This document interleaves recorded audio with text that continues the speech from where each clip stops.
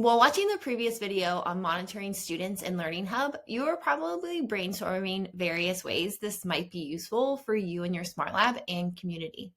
The class progress tool can be used to provide a lot of data about your students.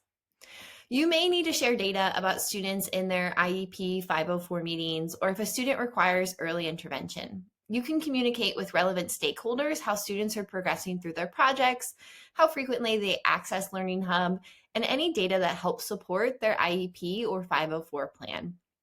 You can track their grade progress and assignments to show growth throughout the year based on their targeted goals.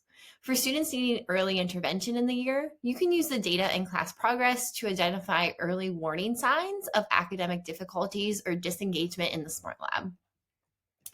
The grades or assignment bar graphs in class progress are easily visual, allowing you and your students to track their growth throughout the year. Because the student is enrolled in a course that covers multiple grade bands, you can even track student growth from when they were, for example, a third grader to a fifth grader.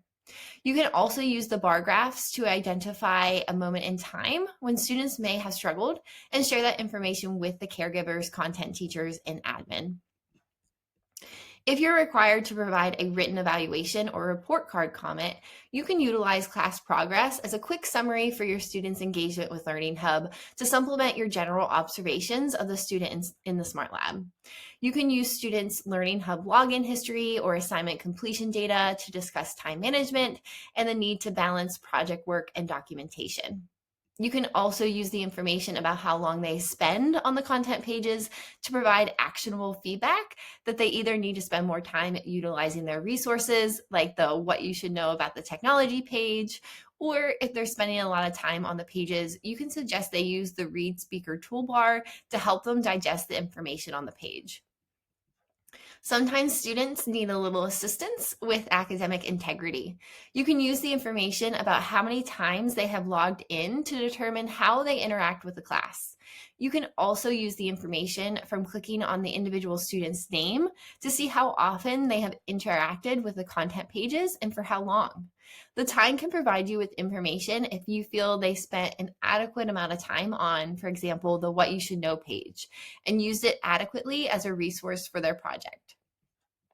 You can utilize the information on discussions to see how much they're collaborating with their class in terms of sharing resources, ideas, or asking questions. You can even monitor what discussions they have read and responded to. This information could be utilized to see which posts they engage with the most. And if you notice a trend that they, for example, are always helping other students with Scratch, you'll know that they can be your class resource for Scratch. And of course, if you happen to have remote or asynchronous learners enrolled in your course, you can use all of the information on the class progress page to gauge how they are interacting with the course to help better support their remote learning.